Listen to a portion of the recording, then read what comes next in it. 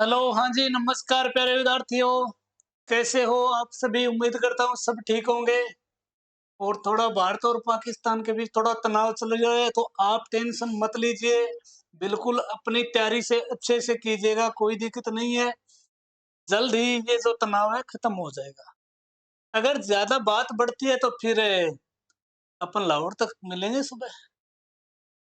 तो हम पढ़ रहे थे मेवाड़ का इतिहास। हमने 2 क्लासें पढ़ ली, उसके बारे में पहले थोड़ी-सी चर्चा कर लेते हैं। हमने पढ़ा था गुहिल वंश। गुहिल वंश का संस्थापक कौन था भई? गुहिल, जिसने 566 ईस्वी में गुहिल वंश की स्थापना की और अपने समय में उसने चांदी के सिक्के चलवाए थे। उसके बाद में बप्पा रावल शासक बनता है, उसका मूल नाम कालभोज है। इसने अपने समय में सोने के सिक्के चलवाए थे, 115 ग्रेन का सिक्का चलवाया था। बप्पा रावल के गुरु कौन थे भाई? हरित ऋषि। उसके आशीर्वाद से वह मेवाड़ का शासक बना और चित्तौड़ के शासक मानमोरी को हराकर उसने चित्तौड़गढ़ जीता और प्रथम मेवाड़ की राजधानी नागदा को बनाया। उसके बाद में आता है भी अल्लट। अल्लट ने सर्वप्रथम मेवाड़ में नौकरशाही का गठन किया और हूण राजकुमारी हरिया देवी से विवाह किया, जिसे प्रथम अंतरराष्ट्रीय व विदेशी विवाह माना जाता है। इसके अलावा अल्लट ने मेवाड़ की दूसरी राजधानी आहड़ को बनाया। पहली राजधानी बप्पा रावल ने नागदा बनाई थी। दूसरी राजधानी आहड़ को किसने बनाया भाई? अल्लट ने। अल्लट का मूल नाम हमें आलू रावल मिलता है। उसके बाद में शासक बनता है भाई, मेन जो बातें वही कर रहा हूँ, जेतर सिंह बनता है। जेतर सिंह के समय भूताला का युद्ध होता है 1227 ईस्वी में जेतर सिंह और इल्तुमिश के बीच, जिसमें जेतर सिंह इल्तुमिश को हरा देता है और जेतर सिंह ने मेवाड़ की तीसरी राजधानी चित्तौड़गढ़ को बनाया।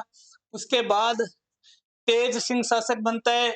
उसके समय में राजस्थान का सबसे प्राचीन चित्रित ग्रंथ कौन सा था? श्रावक प्रतिक्रमण चूर्णी मिलता है। कब का है वो?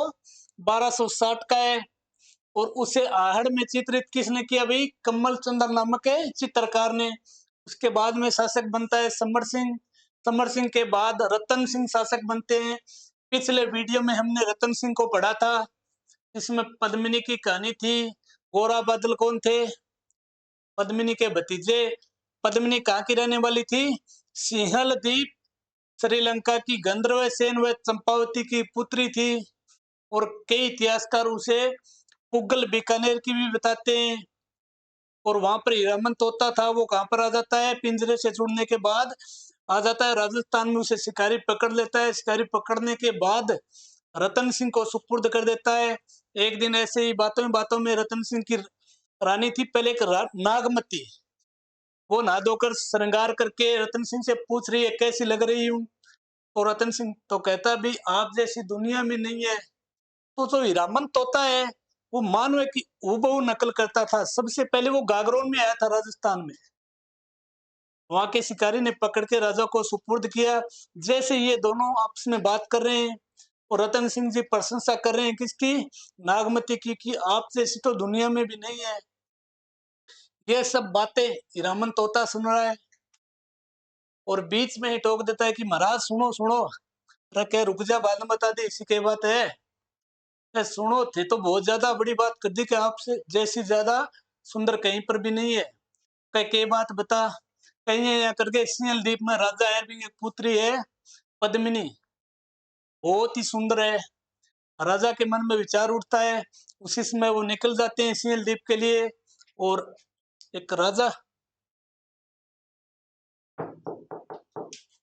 राजा का भेष धारण कर कई दिनों तक रहते हैं। उसके बाद में क्या होता है? जैसे ही खाना पीना है वो खत्म होने के बाद साधु के भेष में आ जाते हैं और गंधर्व सेन के घर पर जाकर बोलते हैं कि भिक्षाम देई माई। गंधर्व सेन ये देखकर सोचता है कि लड़का तो अच्छा लग रहा है, क्या बात है। तो उसकी आपस में बातचीत होती है। बातचीत होने के बाद गंधर्व सेन को बताता है रतन सिंह की मैं मेवाड़ का राजा हूँ और पद्मिनी के लिए यहाँ पर घूम रहा हूँ। तो गंधर्व सिंह ने सोचा कि भी इतने बड़े राज्य का शासक है, तो उसने रिश्ता तय कर दिया और शादी हो गई। मेवाड़ आ जाता है। कि मेवाड़ आने के बाद वहां पर पार्टी सार्टी चले। राघव चेतन नाम को एक ब्राह्मण है, उसकी पद्मिनी पर बुरी नजर रहती है। इस बात का पता रतन सिंह को चलता है। रतन सिंह उसे देश निकाला दे देता है, यानी दरबार से निकाल देता है। इस अपमान का बदला बदला लेने के लिए राघव चेतन दिल्ली चला जाता है। उसमें अलाउद्दीन खिलजी का शासन था। दिल्ली में जाकर वो पद्मिनी के बारे में बताता है, तो अलाउद्दीन खिलजी के मन में विचार उठता है क्यों ना मेवाड़ पर आक्रमण करे, पद्मिनी को प्राप्त किया जाए। तो हमने रावल शाखा के अंतिम शासक रतन सिंह को पढ़ लिया। उसके बाद हम पढ़ेंगे राणा हमीर को।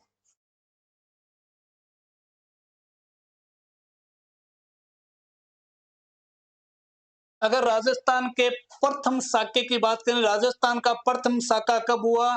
1301 में। किस दुर्ग में हुआ? रणथंबोर दुर्ग में। और चित्तौड़गढ़ का प्रथम साका होता है 1303 ईस्वी में। किसके नेतृत्व में? रावल रतन सिंह के नेतृत्व में। और रावल रतन सिंह है और रावल शाखा के मेवाड़ के अंतिम शासक है।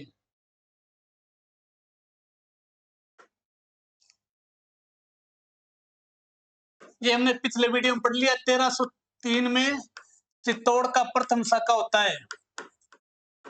चित्तौड़ का प्रथम शाखा, इसमें राहुल रतन सिंह वीर गति को प्राप्त हो जाते हैं। पद्मिनी है वो जोर कर लेती है। तो चित्तौड़ दुर्ग का प्रथम शाखा 1303 में हो जाता है। उसके बाद चित्तौड़गढ़ दुर्ग खिजर खां को सुपुर्द कर दिया जाता है और खिजर खां इस दुर्ग का नाम रखता है खिजराबाद। उसके बाद कुछ समय तक वो रहता है 1313 तक। उसके बाद में खिजर खां वापस दिल्ली चला जाता है और चित्तौड़ का जो शासक है वो किसे बनाता है? सोनगरा मालदेव को। ठीक है, सोनगरा जो अपने जालौर में शासक थे ना, कन्हैया लाल सोनगरा, उसका भाई है मालदेव सोनगरा, उसको शासक बनाता है। और 1326 ईस्वी में मालदेव सोनगरा से अमीर है वो चित्तौड़ जीत लेता है और मेवाड़ का शासक बनता है।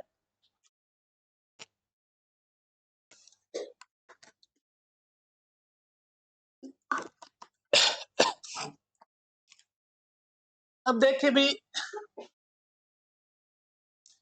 1303 में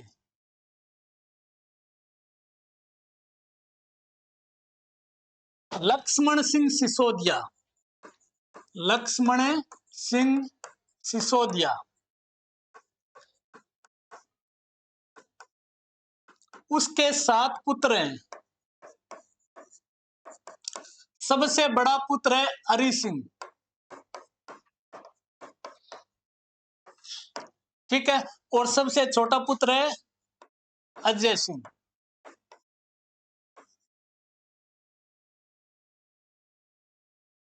इस 1303 के युद्ध में लक्ष्मण सिंह और अपने पुत्रों सहित वीर गति को प्राप्त हो जाते हैं और सबसे छोटा पुत्र या सामंत अजय सिंह है वो बच जाता है।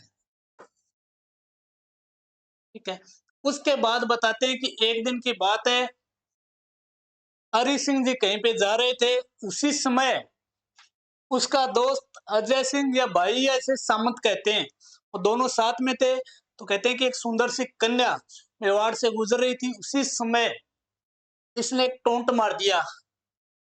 ठीक है, उस लड़की पे टोंट मार दिया कि अति सुंदर लड़की मैंने तो नहीं देखी इस प्रकार की। ठीक है, आजकल लड़का मोटरसाइकिल लिए फिरे नहीं, ये प्रकार में वो टोंट मार दियो। टोंट मारने के बाद क्या होता है, उस लड़की के पास एक रस्सी थी। कहते हैं कि वो गाय ले जा रही थी, तो रस्सी थी उसके पास में। उस रस्सी को उसने अजय सिंह के घोड़े पे मारा, तो लातों पर जैसी रस्सी लगी तो घुड़सवार और घोड़ा दोनों गिर गए।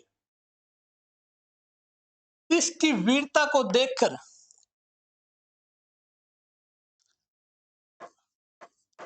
हरि सिंह है वो मंत्रमुग्ध हो गया। ठीक है, पहले से शादीशुदा था। अगर शादी करते हैं तो घर वाले मानेंगे नहीं, तो उसने क्या है, उसके नंबर वगैरह लिए और गुप्त रूप में शादी कर ली। अब सोचो कि घरे जाऊंगा तो माता पिता है तो मना करेंगे ये बात ने, तो गुप्त रूप से शादी कर ली और बाहर ही रहने लग गए कुछ दिन के लिए। इस बात का पता किसको होता है भी, अजय सिंह को होता है। उसके बाद चित्तौड़ का साका होता है, उसमें सभी मारे जाते हैं, सॉरी वीरगति प्राप्त हो जाते हैं। वीरगति प्राप्त होने के बाद यहाँ पर क्वेश्चन उठता है कि मेवाड़ का शासक कौन बनेगा। उसी समय अजय सिंह जी जिंदा है, ठीक है, और इनको पता है कि अपने एक भतीजा है, ठीक है, अपने एक भतीजा है जो बाहर कहीं रहता है, उसको क्यों ना शासक बनाया जाए। उसे अजय सिंह है वो मेवाड़ में लाता है। मेवाड़ में लाने के बाद मेवाड़ पर आक्रमण होता है, तो उसी समय अजय सिंह का एक लड़का है सज्जन सिंह, वो तब 16 साल का है, उसे वो आक्रमण रोकने के लिए भेजता है, लेकिन वो असफल हो जाता है। तो उस समय हरि सिंह जी का लड़का राणा अमीर, ये बताते हैं कि 12 साल का था, ये बोल रहा है कि युद्ध को मैं रोक दूंगा, आक्रमण को। अब सज्जन सिंह ने सोचा भी 16 साल का ये भी नहीं रोक पाया तो इसे भी देख लेते हैं, और अमीर जाता है और युद्ध को रोक देता है। ठीक है, इसकी बहादुरी को देखकर अजय सिंह है वो मंत्रमुग्ध हो जाता है और इसे मेवाड़ का शासक बना देता है। कब भाई, 1326 में। और सज्जन सिंह है वो महाराष्ट्र चला जाता है। कहां पर है, महाराष्ट्र, जहां पर कहते हैं कि वीर शिवाजी है ना, आज भी सिसोदिया शाखा के वंशज माने जाते हैं, वो अपने आप को सिसोदिया शाखा के वंशज मानते थे। तो आइए हम अब बात करेंगे राणा हमीर के बारे में।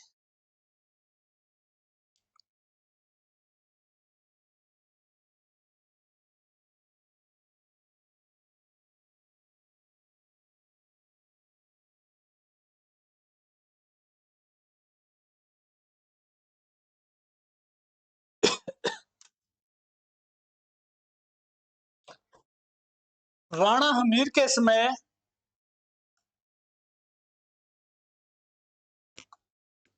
दिल्ली का शासक कौन है भाई, दिल्ली का शासक बनता है मोहम्मद बिन तुगलक। मोहम्मद बिन तुगलक।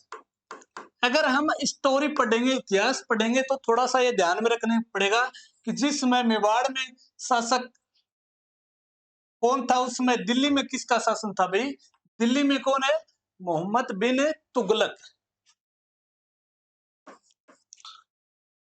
राणा अमीर के उपनाम देखिए भाई, उपनाम, इसे मेवाड़ का उद्धारक कहते हैं। मेवाड़ का उद्धारक क्यों कहा जाता है, कहते हैं कि मेवाड़ की जो सत्ता है, मेवाड़ का जो शासन है हाथों से चला गया था, तो इन्होंने वापसी की थी मेवाड़ के शासन में। कब की है, 1326 में, इसी कारण इसे मेवाड़ का उद्धारक कहा जाता है। इसके अलावा इसे विषम विषम घाटी पंचानन भी कहा जाता है। इसका मतलब क्या होता है भाई, विषम परिस्थितियों में, विषम परिस्थितियों में शेर के समान कार्य करना। अभी बताइए भाई, सज्जन सिंह ने भेजो युद्ध में, सफल हो गए, 12 साल की उम्र में खुद रवाना हुए, युद्ध जीता और मेवाड़ का शासक बना। ठीक है, ये जो उपाधि मिली है विषम घाटी पंचानन, इसका हमें आधार मिलता है कुंभलगढ़ प्रशस्ति में। कुंभलगढ़ प्रशस्ति में 1460 में। एक होता है भी प्रशस्ति और एक होता है अभिलेख, इसमें क्या अंतर है, अभिलेख या फिर शिलालेख भी बोलते हैं।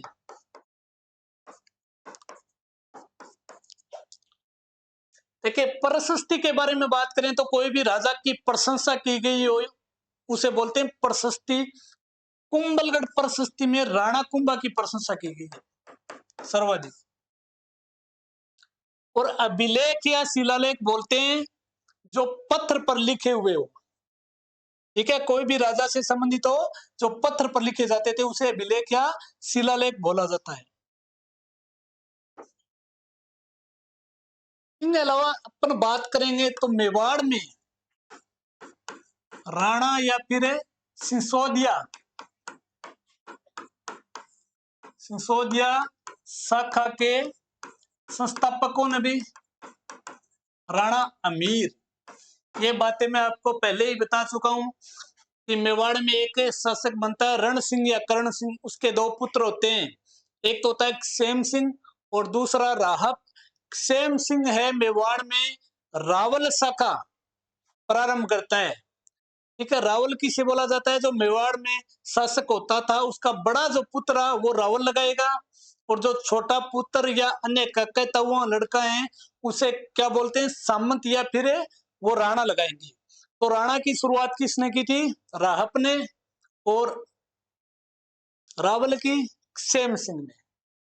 और राहप ने सिसोदिया ग्राम में जाकर राणा शाखा की स्थापना की, और उन्हीं का वंशज है राणा अमीर, इसीलिए इसको सिसोदिया शाखा या फिर राणा शाखा कहा जाता है।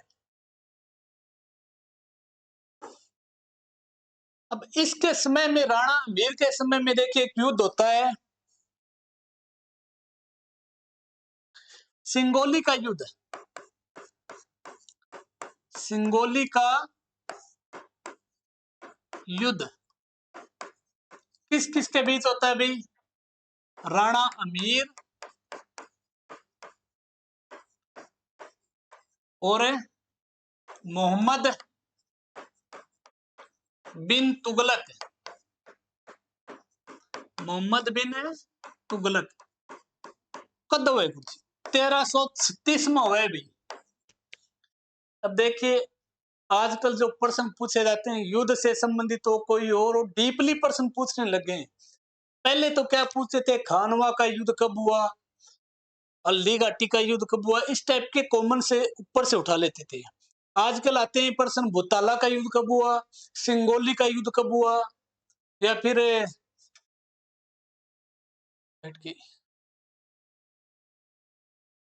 बयाना का युद्ध कब हुआ, इस प्रकार से युद्ध पूछे जाते हैं। तो ध्यान में रखना, सिंगोली का युद्ध है 1336 ईस्वी में, किस किस के बीच? राणा अमीर और मोहम्मद बिन तुगलक। विजेता कौन होता है? इस युद्ध को राणा अमीर जीत लेता है भी। इसको याद करने की एक ट्रिक भी है, हम तुम सिंगल, तुम भी सिंगल हम भी सिंगल। हम यानी अमीर कहाँ का शासक है? मेवाड़ का। तुम यानी मोहम्मद बिन तुगलक। सिंगल यानी सिंगोली का युद्ध कब होता है? 1336 ईस्वी में।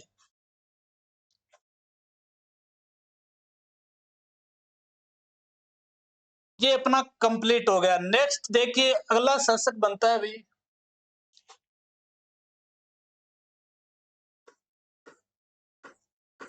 राणा क्षेत्र सिंह। राणा क्षेत्र सिंह, इसका जो कार्यकाल होता है 1364 से 1382 तक। कब से कब तक? 1364 1382। राणा अमीर की कोई और विशेष बात नहीं है। 1364 में आड़ा शासकों से युद्ध लड़ते हुए वीर गति को प्राप्त हो जाते हैं, और उसके बाद उसका जो बेटा है वो राणा क्षेत्र सिंह है, वो शासक बनता है। पिता कौन है भी इसके? राणा अमीर। राणा अमीर। ठीक है, मेन मेन जो एग्जाम में आने वाले क्वेश्चन है उस टाइप के ही बता रहा हूं आपको, बाकी अन्यथा किताबों में कचरा बहुत है, नहीं पढ़ पाओगे आप, थोड़ा लिमिट में पढ़िए।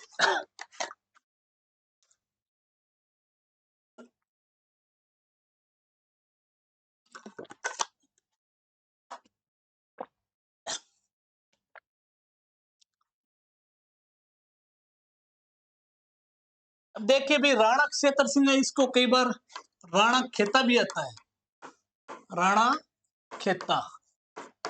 कोई विशेष बात नहीं है, कई बार कार्यकाल पूछ लिया जाता है।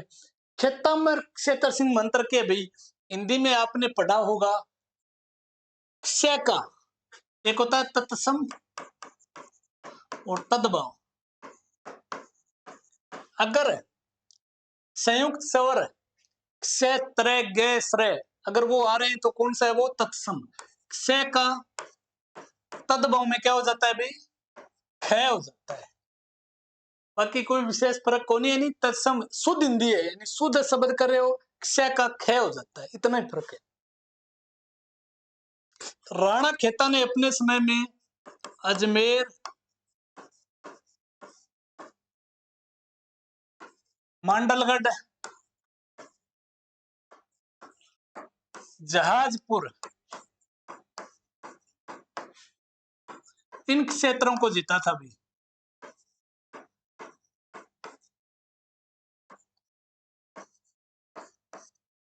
इसके अलावा बूंदी के आड़ा शासकों को हराया, आड़ा शासकों को हराया। ठीक है, और कोई विशेष बात को नहीं। इसके बाद में शासक बनते हैं राणा क्षेत्र सिंह के बाद में राणा लक्ष्य सिंह, या फिर उसे राणा लखा बोलते हैं।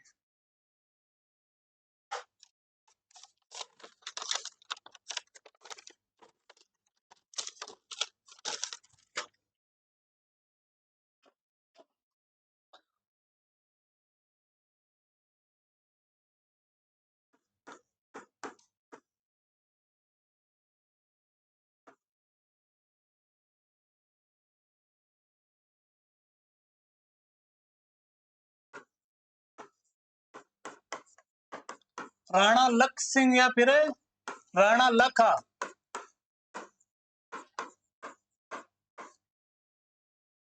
इसका कार्यकाल होता है भाई 1382 से 1421 तक। इसके समय की कुछ मुख्य मुख्य बातें हैं, उसके बारे में बात कर लेते हैं। राणा लखा किसमें है, पहले तो ये देखिए लख यानी लाख, लाख रुपया धड़ी उस टाइम। उसमें अगर आपके पास 1 लाख रुपए होते, क्या नहीं कर सकते, पूरे राज्य पर राज कर सकते थे। तो राणा लखा के समय मेवाड़ में सर्वप्रथम चांदी की खान मिली थी। क्या मिली थी, चांदी की खान।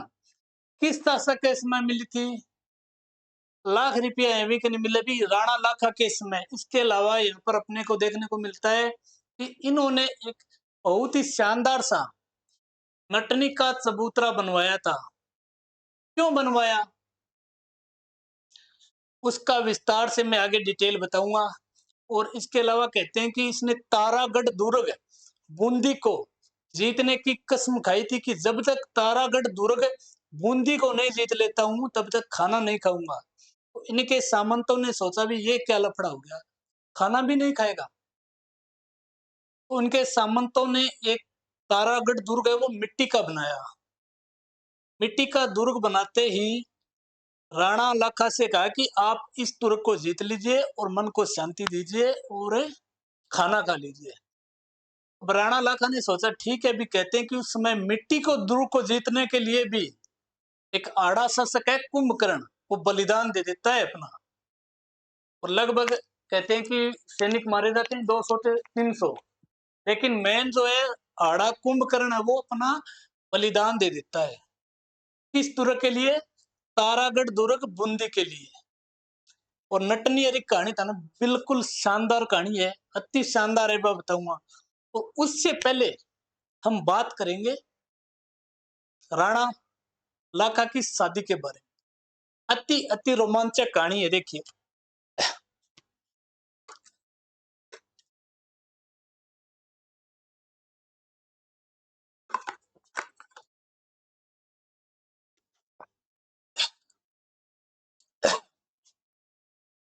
राणा लाखा के पिताजी कौन है भाई, पिता राणा क्षेम सिंह।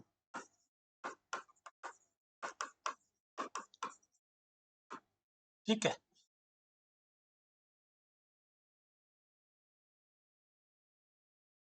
ये हो गया मेवाड़ और ये हो गया मारवाड़।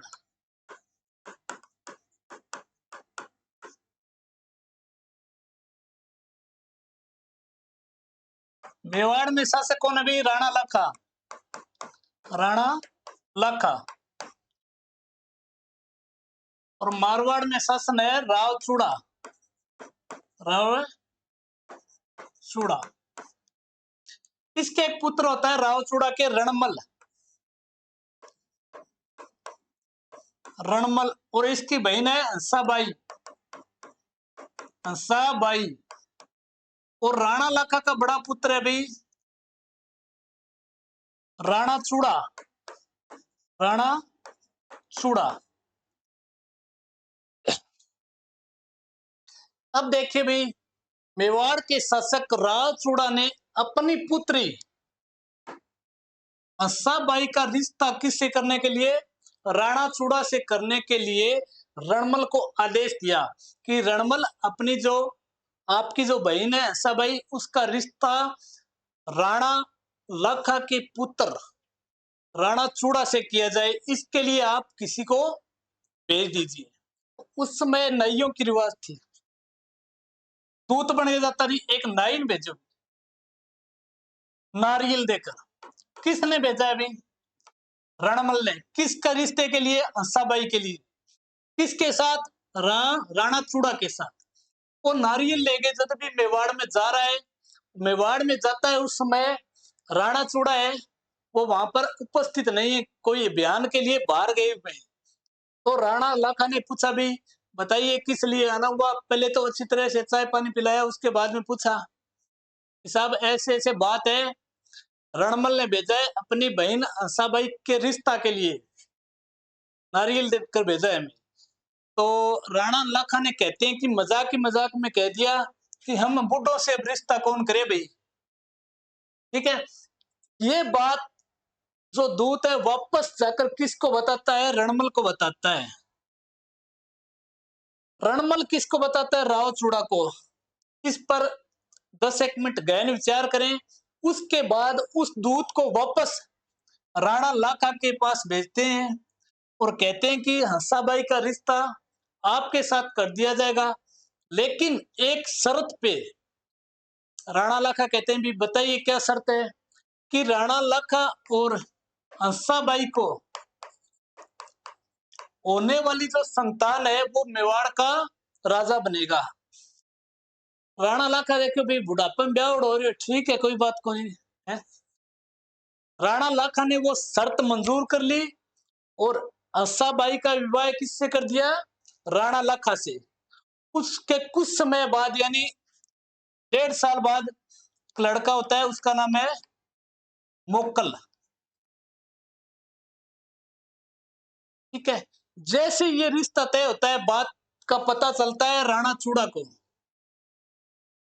क्या भाई तेरे लिए रिश्तो आयो और तेरे पिताजी है वो रिश्तो कर लियो। तो राणा चूड़ा ने कहा भी ठीक है कोई बात नहीं, हमारे पिताजी ने जो किया है हमें मंजूर है। इसी कारण राणा चूड़ा को मेवाड़ का भीषम पितामह कहते हैं। मेवाड़ का भीषम पितामह कहते हैं। किसे कहते हैं भाई? राणा चूड़ा को। क्यों कहते हैं? अपने जो पिताजी के जो वचन थे ना, उसको नहीं टाला उसने। उसने कहा जैसे पिताजी करेंगे वो फाइनल है। इसी कारण इसे मेवाड़ का भीषम पितामह कहते हैं। और जैसे ही मोकल 6 या 7 साल का होता है तो उसकी जो सुरक्षा की जिम्मेदारी है राणा लाखा है किसको देता है? राणा चूड़ा को। और राणा चूड़ा को क्या जिम्मेदारी मिलती है? उसको सलूम्बर की जागीर दे दी जाती है। और भविष्य में मेवाड़ का कोई भी राजा बनेगा उसका राज तिलक कौन करेगा भाई? सलूम्बर का जो राजा होगा वो ही राज तिलक करेगा। और जितने भी मेवाड़ में पट्टे जारी होंगे उसमें उस पर साइन किसके होंगे? सलूम्बर के जागीरदार के साइन होने चाहिए। आई बात समझ में? नहीं आई है तो देखो लिख लो, अगर नोट्स बना रहे हो तो लिख लो।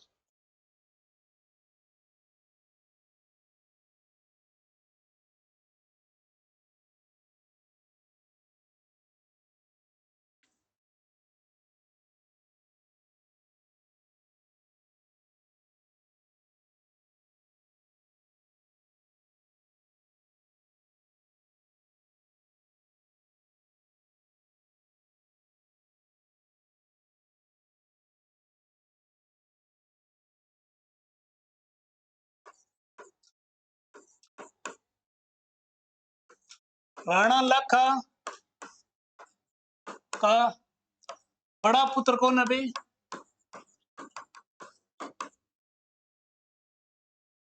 राणा मोकल, राणा, सॉरी, राणा चूड़ा है भाई, ये बताया राणा चूड़ा।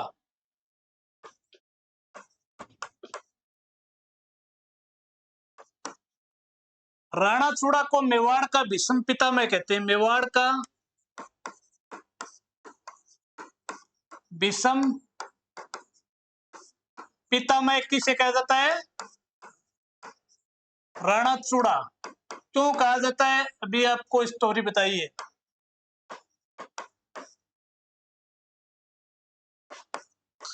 राणा लाखा ने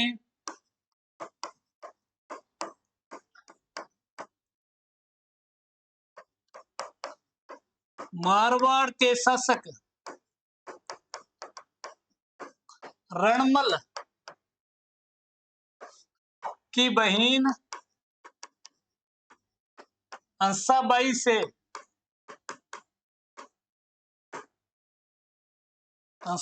से विवाह किया।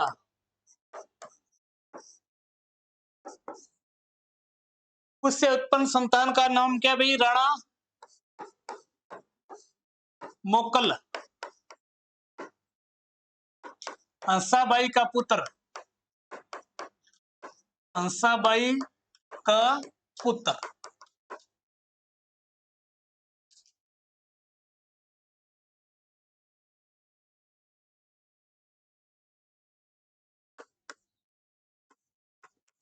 राणा मोकल का संरक्षक किसे बनाता है भाई? राणा लखा राणा चूड़ा को तीन भाइयों में कहीं फूट ना पड़ जाए, उसलिए जिम्मेदारी किसे दी जाती है? राणा चूड़ा को ही दी जाती है। राणा लाखा के समय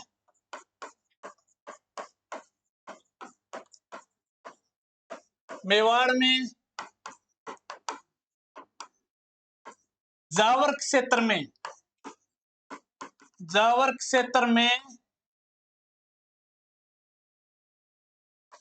चांदी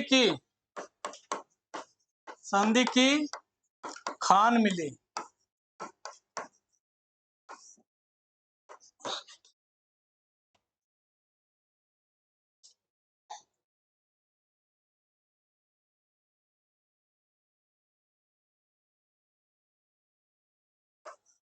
तारागढ़ दुर्ग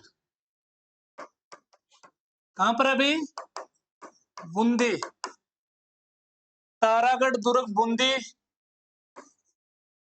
जो मिट्टी का बना हुआ था,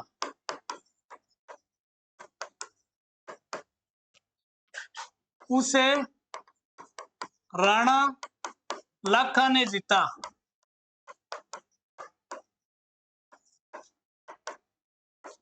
आड़ा शासक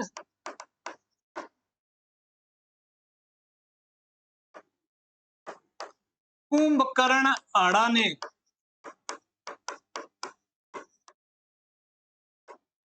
इस मिट्टी के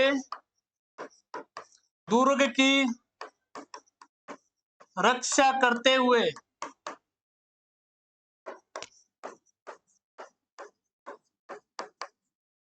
वीर गति प्राप्त की।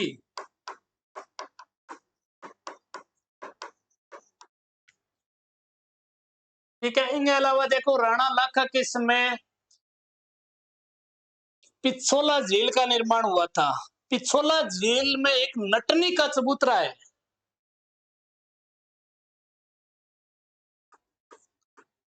नटनी का चबूतरा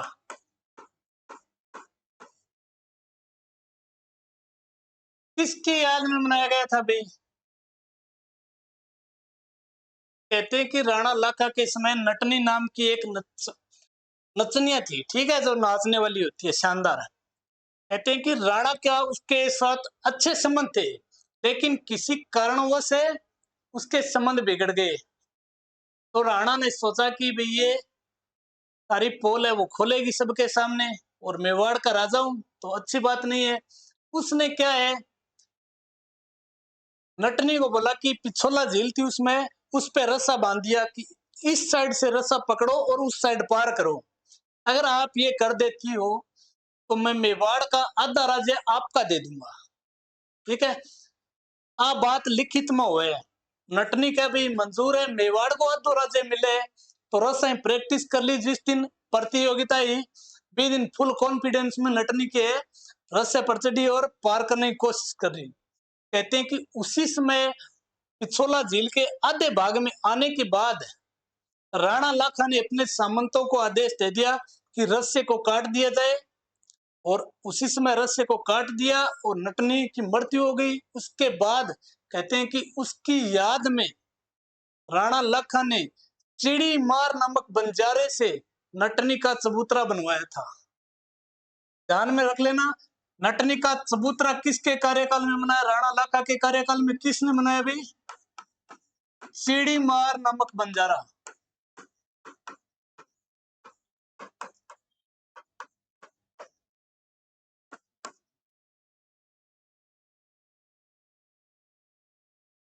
और राणा लाखा अपने दरबार में विद्वानों को भी संरक्षण देते थे, तो उसके दरबार में दो विद्वान रहते थे। दो विद्वान है, उसका नाम है धनेश्वर भट्ट, धनेश्वर भट्ट और जोटिंग भट्ट, जोटिंग भट्ट। इनके बारे में कई बार क्वेश्चन आ चुका है कि धनेश्वर भट्ट और जोटिंग भट्ट किसके दरबारी कवि थे? किसके थे भाई? राणा लाखा के। वेरी वेरी वेरी मोस्ट है ये, ठीक है। धनेश्वर भट्ट और जोटिंग भट्ट किसके दरबारी कवि थे? राणा लाखा के।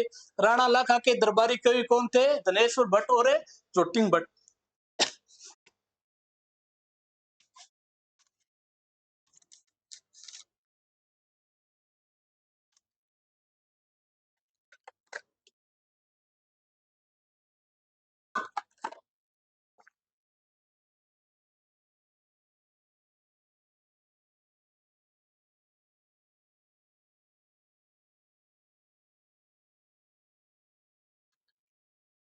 ठीक है दोस्तों, आज की क्लास पूर्ण हुई। 3 भाग हो गए मेवाड़ के, और पूरा मेवाड़ में आपको आराम से क्लियर कराऊंगा, हर चीज को विस्तार से बताऊंगा।